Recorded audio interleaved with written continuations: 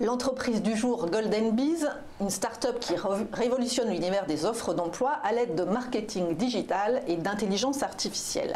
Avec nous sur ce plateau ce matin pour en parler, son président et cofondateur, Jonathan Bordereau. Bonjour.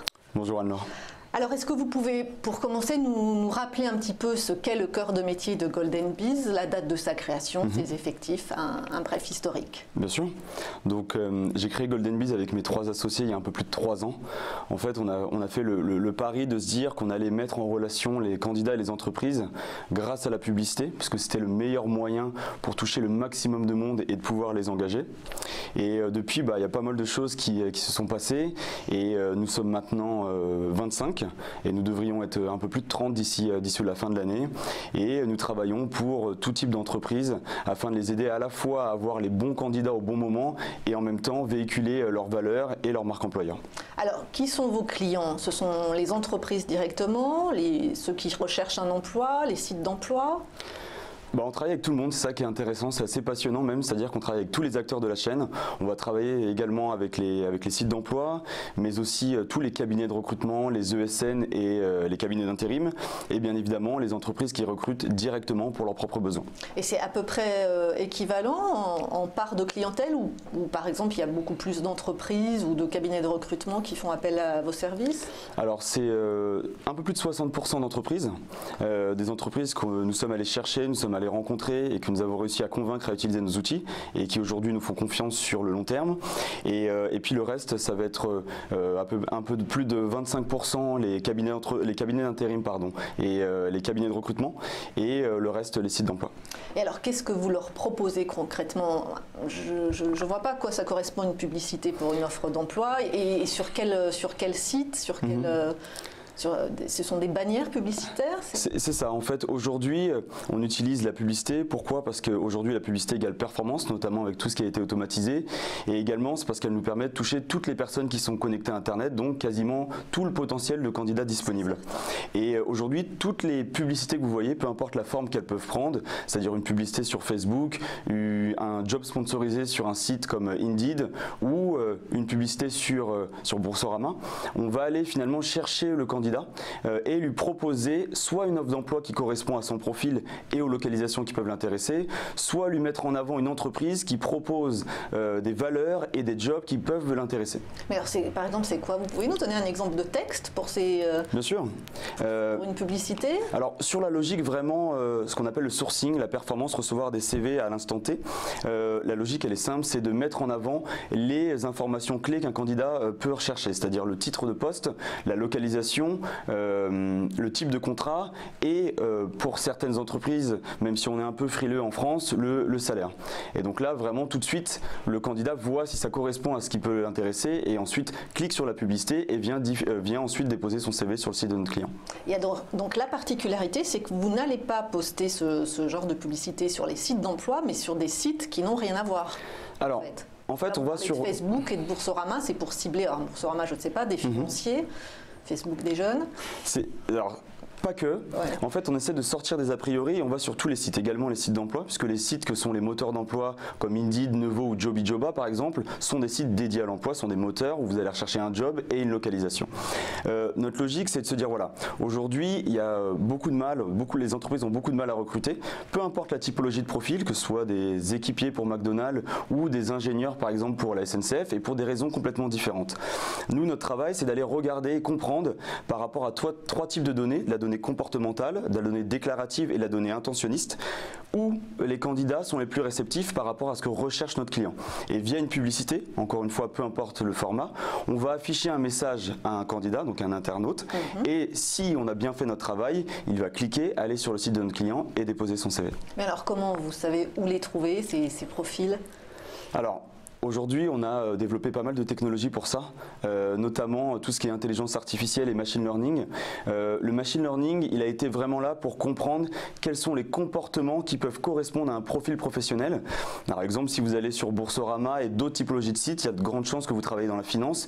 De ce fait-là, on va pouvoir se dire que par rapport à un profil financier que pourraient chercher par exemple les grandes sociétés d'audit, on va vous proposer une de leurs offres. Après, il y a toute la donnée intentionniste qui est là un peu plus facile à modéliser localisé, c'est-à-dire que sur les moteurs d'emploi, vous faites des recherches sur un job et une localisation. Donc finalement, notre travail, c'est de réussir à mettre en face de ces candidats qui sont en recherche active le job qui va bien de notre client. Et enfin, la donnée déclarative, nous avons collecté en fait énormément de données, des données uniquement professionnelles et complètement anonymes pour comprendre quels peuvent être les intérêts professionnels d'une personne.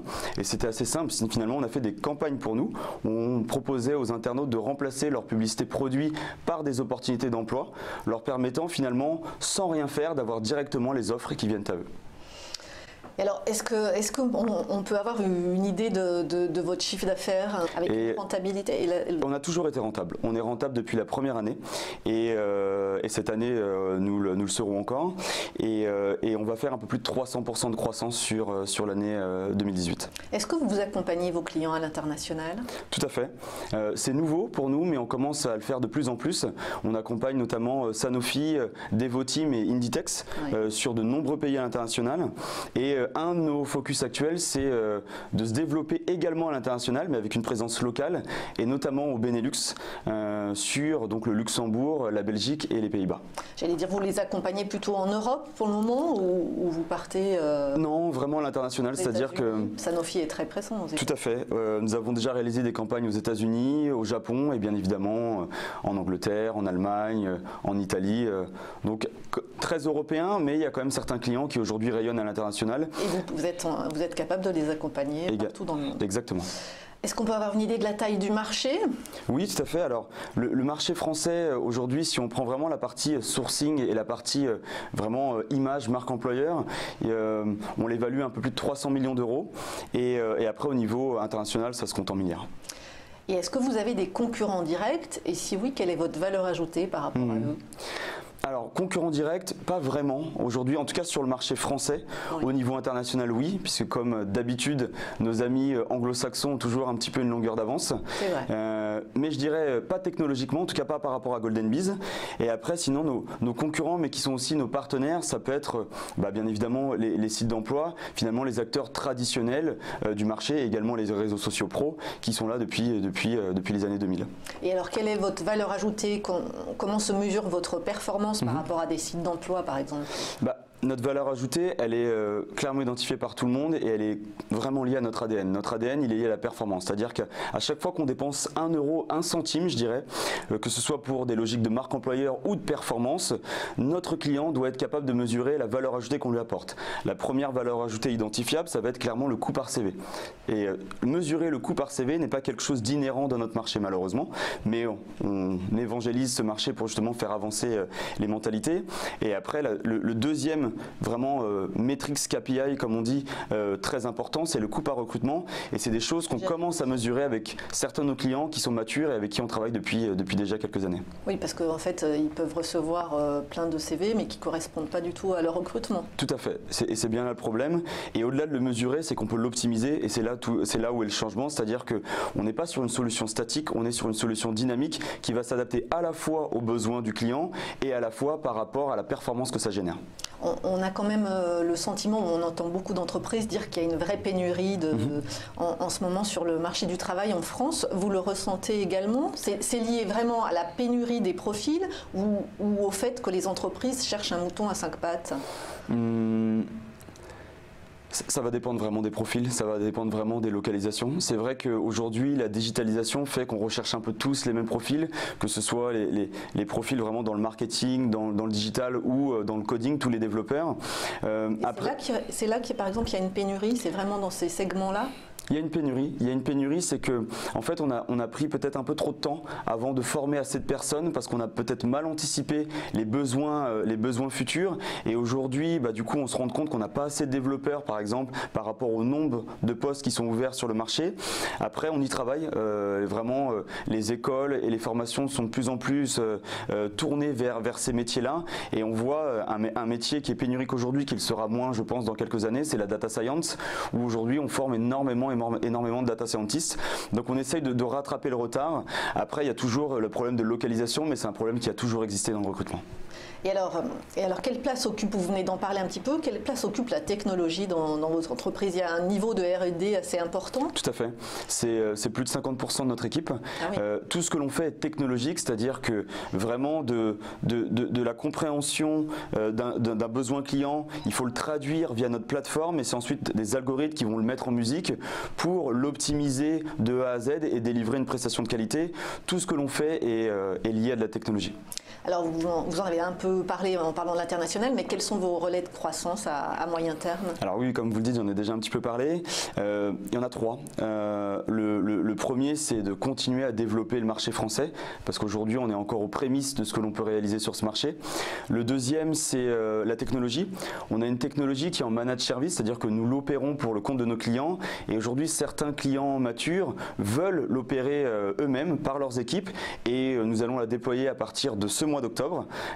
Et le troisième relais, donc ça va être l'international, c'est aller convaincre des recruteurs, des cabinets de recrutement, des cabinets d'intérim et des sites d'emploi à l'étranger d'utiliser nos outils. Du coup, ça demande des effectifs nettement plus importants au niveau des commerciaux notamment? Tout à fait. On est en train d'en recruter également et ça demande aussi une stratégie financière. On sait où les chercher, tout à fait. Merci beaucoup, Jonathan Bordereau, président et cofondateur de Golden Bees. Merci Anne-Laure.